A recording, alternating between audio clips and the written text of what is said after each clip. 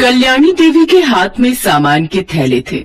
उन्होंने घर में प्रवेश किया और पांचों बहुओं को आवाज लगाई। संध्या, उषा, आशा, अनीता, रोशनी, जरा पांचों इधर आओ।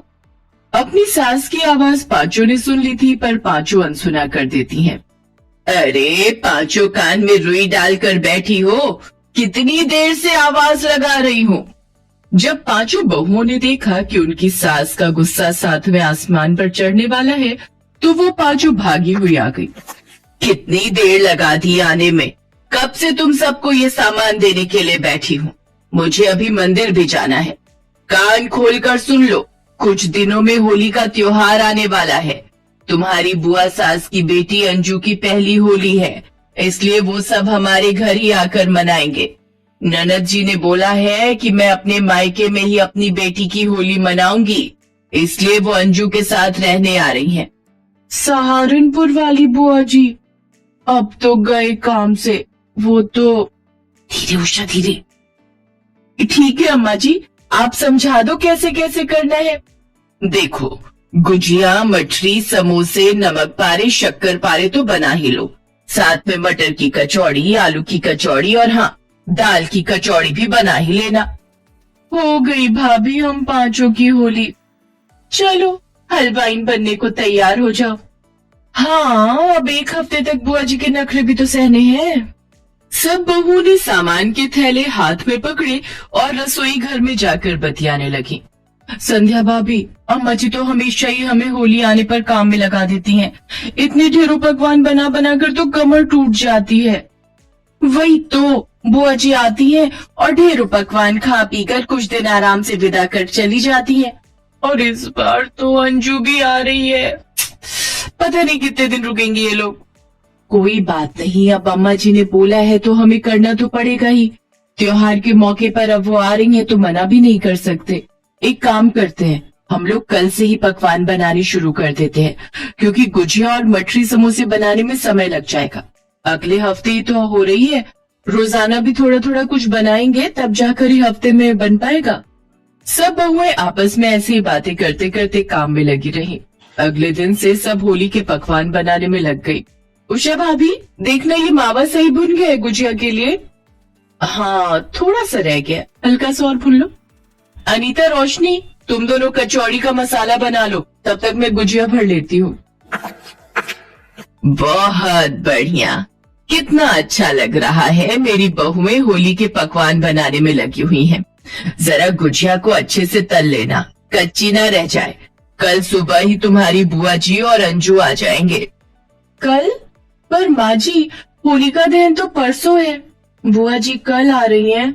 अरे हाँ, मैं तो तुम्हें बताना ही भूल गई। तुम्हारे बाबूजी अभी थोड़ी देर में आते ही होंगे। तुम्हारी बुआ सास बता रही थी कि अंजू के ससुराल वाले भी पहली होली पर उनके घर पहुंच रहे थे, पर उन्होंने जब बताया कि वो यहाँ आ रही हैं, तो उन्होंने भी यहाँ आने का प्लान बना लिया। इसलिए अंजू के ससुराल वाले भी हमारे घर ही होली खेलेंगे। क्या? यहाँ पर?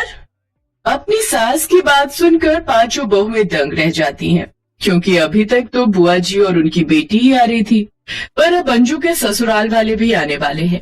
ये सोचकर सबका दिमाग खराब हो जाता है। मैं तो अभी से सपना देख रही हूँ कि मैं रसोई में पूड़ियां ही तलती रह गई और इन्होंने मुझे गुलाल भी नहीं लगाया। नहीं नहीं नहीं, ऐसा हुआ तो। अरे अरे, सपने से जांचो रोशनी महारानी, हम तो होली खेलने से ही रह जाएंगे और रसोई में ही पूरा दिन गुजार देंगे। अब कुछ नहीं हो सकता। होली के सारे पकवान बनकर तैयार हो चुके थे। ये सोचकर अभी पांच बहुएं थोड़ी तसल्ली ले ही रही थी कि उन्हें ये सुनने को मिल गया कि अंजू के घर के भी लोग आएंगे। खैर, अब जो होने वाला था वो तो आगे ही पता चलता। अगले दिन बुआ जी और अंजू आ जाते हैं। भैया, मैं सोच रही थी अंजू के ससुराल वालों को देने के लिए लिफाफे बना लेती। आखिर सब पहली होली पर आ रहे हैं, तो खाली हाथ लौटाना ठीक नहीं रहेगा। हाँ कांता, तुम ठीक कह रही हो। बताओ कितने कितने के लिफाफे बनाने हैं।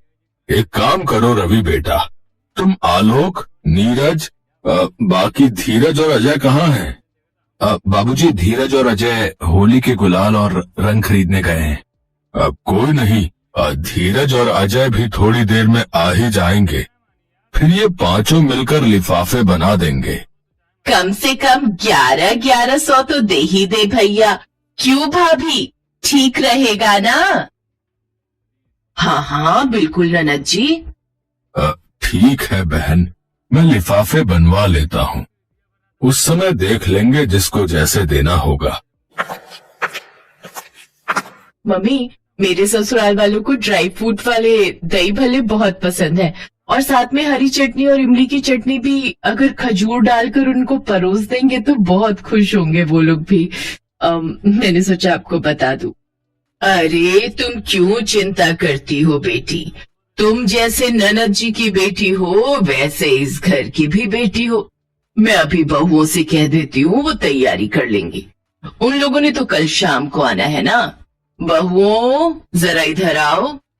अभी होली के पकवान बनाकर फुर्सत ही मिली थी कि तभी कल्याणी ने एक ऑर्डर और चला दिया, और वो भी ड्राई फ्रूट वाले भल्ले और मीठी चटनी और हरी चटनी का।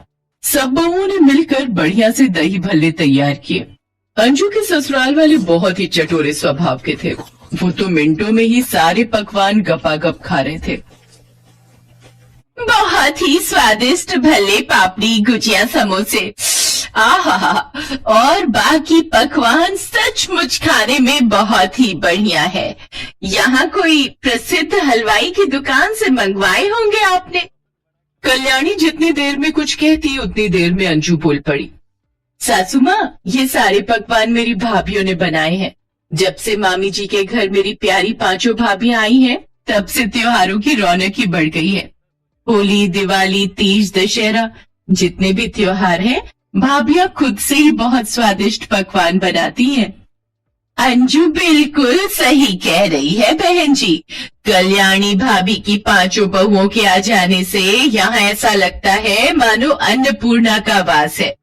सासू माँ, भले ही मेरे अपने सगे भाई भाभी नहीं है, पर मामी जी के घर मुझे भाई भाभियों का बहुत प्यार मिलता है।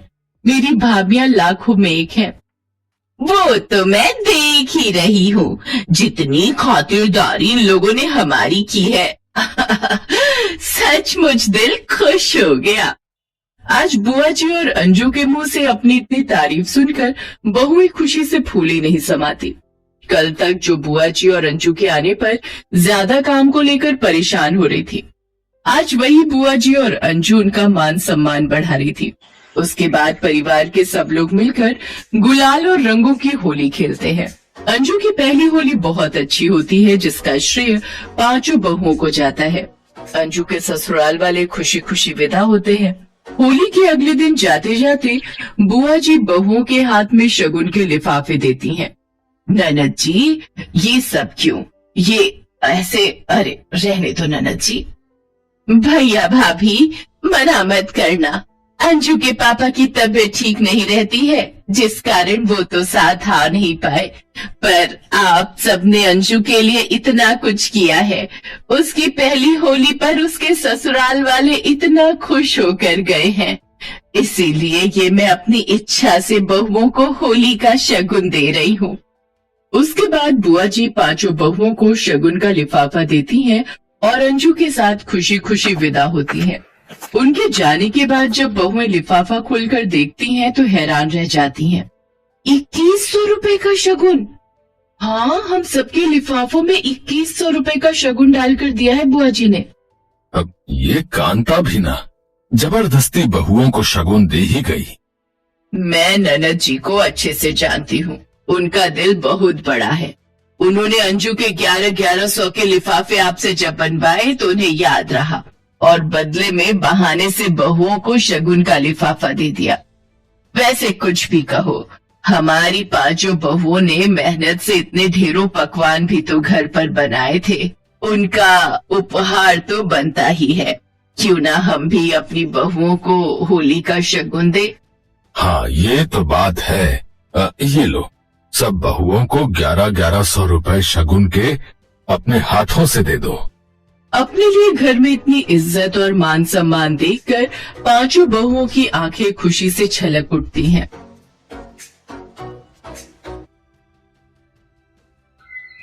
सुबह के 6 बजे होते हैं कि तभी नीतू अपने पति को उठाने की कोशिश करती है। अरे क्या होगा, आज संडे है, आज तो देर तक सोने दो।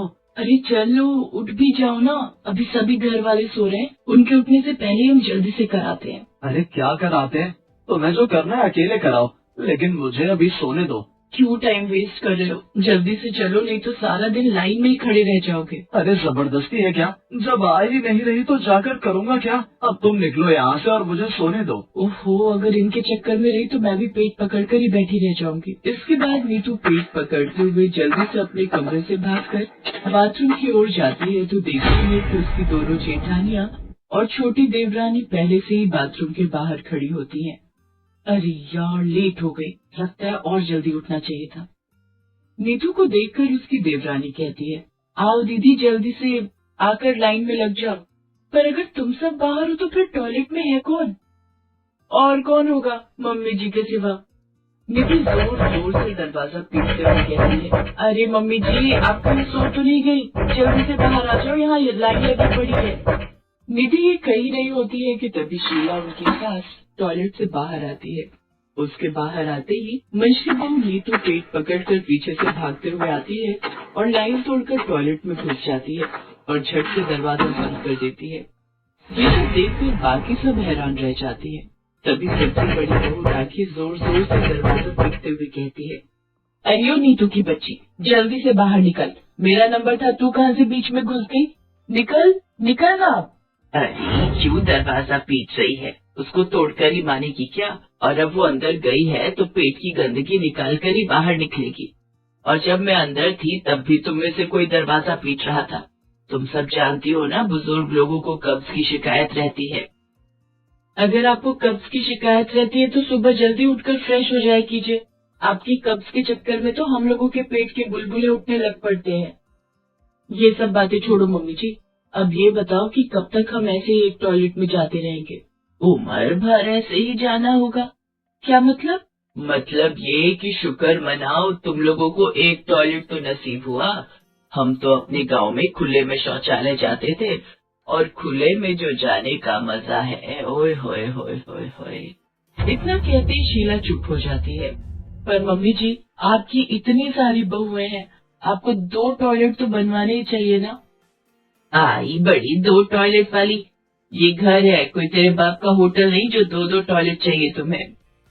मम्मी जी, पर जैसे यहाँ लाइन लगी है ना, ये किसी के घर का टॉयलेट नहीं बल्कि किसी चौल का सुलभ शौचालय मालूम होता है। हाँ, बस इसका ये एक सुख है कि हमें धोने के लिए बाल्टी और मग्गा लेकर नहीं आना पड़ता। निधि बोल ही रही थी कि तभी वहाँ खड़ी राखी जोर से बदबूदार गैस छोड़ती है। उसकी बदबू से वहाँ खड़े सभी अपनी नाक पर हाथ रख लेते हैं। उसके ऐसा करते ही शीला कहती है, हाय मोरी मैया, ना जाने क्या ठूसा था इस कमबख्त ने रात में जो इतनी गंदी बदबू निकाली है। मम्मी जी, जिस घर में 4 बहुओं का एक टॉयलेट होगा वहाँ तो ये सब झेलना ही पड़ेगा। फिर राखी दोबारा से दरवाजा पीट कर कहती है, जल्दी से बाहर निकल मेरी माँ, अब तो बर्दाश्त से बाहर है सब कुछ। ये कहकर राखी फिर से दरवाजा पीटने लगती है। शीला देवी की जॉइंट फैमिली थी जिसमें उसकी 4 बहुएं थी और 4 बेटे थे, और उन सब के लिए केवल एक ही टॉयलेट था। सारे घर एक ही टॉयलेट यूज करता था। वैसे कहने को तो उस घर में 2 टॉयलेट थे, लेकिन दूसरे टॉयलेट की सीट टूट रखी थी और फ्लश पूरी तरह खराब था, जिस वजह से कोई उसे यूज नहीं करता था। बेचारी सारी बहुओं का आधा दिन तो टॉयलेट में अपनी बारी आने के इंतजार में ही गुजर जाता, और ऊपर से अगर गलती से कोई मेहमान घर पर आ जाए तब तो समझो हो गई छुट्टी। ऐसे ही एक दिन दरवाजे की घंटी बजती है। तभी नीतू दरवाजा खोलती है। मैडम, रश्मि जी का पार्सल आया है। रुको, मैं अभी उसे बुलाती हूँ। रश्मि, अरे ओ रश्मि, जल्दी आ, देख तेरा पार्सल आया है। आई दीदी। ये लीजिए। पार्सल देकर कुरियर बॉय वहाँ से जाने लगता है। तभी वो रुककर उन दोनों से कहता है, अगर आप बुरा ना मानो तो क्या मैं आपका टॉयलेट यूज कर सकता हूँ? लेकिन क्यों? क्यों मतलब, ये तो नेचर कॉल है, कभी भी आ सकती है, और इस वक्त मेरे लिए जाना बहुत अर्जेंट है। दीदी, अभी कोई होगा तो नहीं ना टॉयलेट में? मैं क्या जानू रश्मि, लेकिन अब अगर इसे जोर की लगी है तो कर भी क्या सकते हैं। ले जाओ इसे। रश्मि इसको टॉयलेट की तरफ लेकर जाती है, लेकिन जैसे ही कुरियर बॉय दरवाजा खोलने की कोशिश करता है तो वो अंदर से बंद होता है। इतने में अंदर से आवाज आती है, अब कौन है बे, कम से कम यहाँ तो चैन से बैठने दो।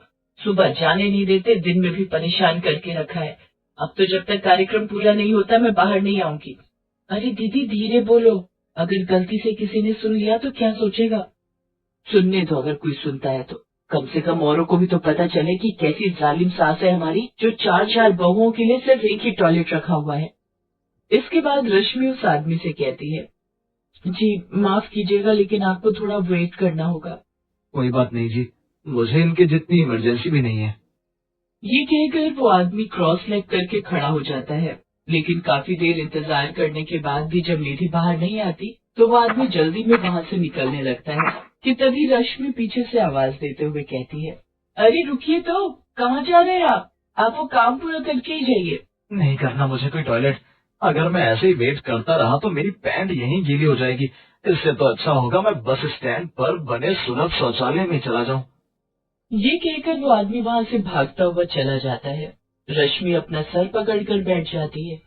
कुछ महीने ऐसे ही बीतते चले गए, लेकिन टॉयलेट की समस्या ज्यों की त्यों बनी रहती है। एक शाम जब शीला घूमने गई होती है, तभी चारों बहुएं बैठकर रोज की इस परेशानी का हल ढूंढने के विषय में चर्चा करती हैं। हे भगवान, अब क्या दिन आ गए, हमारी जो सास की चुगलियां छोड़कर टॉयलेट के ऊपर चर्चा करने बैठे हैं हम। सब हमारी सासू माँ का किया धरा है। वो सब तो ठीक है, लेकिन अब ये सोचो कि कैसे हम अपनी सास को दूसरा टॉयलेट भी ठीक करने के लिए मनाएं। ऐसे तो मानने से रहे, हमें कोई तरकीब सोचनी पड़ेगी जिससे सांप भी मर जाए और लाठी भी ना टूटे। वैसे मेरे पास एक आइडिया है, क्यों ना हम में से एक का पेट खराब कर दिया जाए, जिससे सारा दिन उसका टॉयलेट में ही बीते। फिर जब मम्मी जी को टॉयलेट यूज करने नहीं मिलेगा, तभी उन्हें दूसरे टॉयलेट की अहमियत समझ में आएगी। वो तो ठीक है, पर किसका पेट खराब करे? तू अपना कर ले, मैं तेरे लिए जमाल गोटा लाई देती हूँ। वाह जी वाह, ये क्या बात हुई, मान न मान मैं तेरा मेहमान। अगर मुझे टॉयलेट में जगह ना मिली तो मेरा तो हो जाएगा ना वही काम तमाम।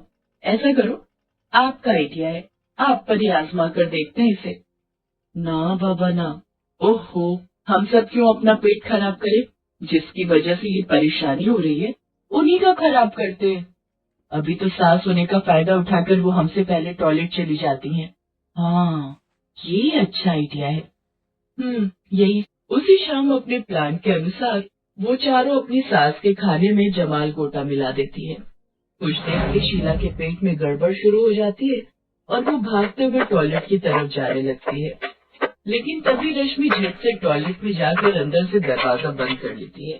शीला दरवाजा खोलते चिल्ला कर कहती है, अरे चली, तुझे सुबह से टाइम ना लगा, जो मेरे जाने पर ही घुसना था तुझे, जल्दी निकल पा।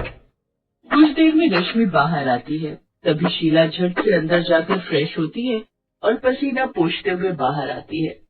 लेकिन अभी वो अपने कमरे की ओर जा ही रही होती है कि तभी उसके पेट में फिर से गुड़गुड़ाहट शुरू हो जाती है और वो वापस टॉयलेट जाने लगती है। लेकिन तभी निधि टॉयलेट जा रही होती है कि शीला उसको कहती है, अरे वो कहाँ चली, मुझे बड़ी जोर की आई है, जरा भी देर हुई तो तुझे ही साफ करना पड़ जाएगा। मुझे भी जोरों की लगी है मम्मी जी, आप थोड़ी देर इंतजार करो, मैं यूं गई और यूं आई। ये कहकर वो टॉयलेट चली जाती है। अरे जल्दी निकल जा, निकल मेरी माँ। कुछ देर में राखी भी वहाँ आ जाती है और वो शीला से पूछती है, क्या हुआ मम्मी जी, आपका पेट खराब है क्या? हाँ, लग तो मुझे भी यही रहा है, पेट में जोरों की गुड़गुड़ाहट हो रही है, लेकिन ये मरजानी कब से टॉयलेट पर कब्जा करके बैठी हुई है। अब पता चला मम्मी जी, अगर दूसरा टॉयलेट होता तो क्या आपको इतनी परेशानी होती? इसीलिए कहते हैं इतनी बड़ी फैमिली में 2 टॉयलेट होना बहुत जरूरी है। घर में कमरे भले ही कम हो, लेकिन टॉयलेट तो 2-3 होने ही चाहिए। बिल्कुल सही कह रही हो बहू, अगर कभी किसी का मेरी तरफ पेट खराब हो गया तो उसका तो खड़े खड़े ही रायता फैल जाएगा। अब मुझे समझ आ गया, अब मैं कल ही दूसरा टॉयलेट ठीक करवाऊंगी। इतना कहकर शीला वहाँ से चली जाती है। तभी चारों बहुएं आपस में ताली देते हुए कहती हैं, अपना मिशन कामयाब हुआ। Thanks for watching.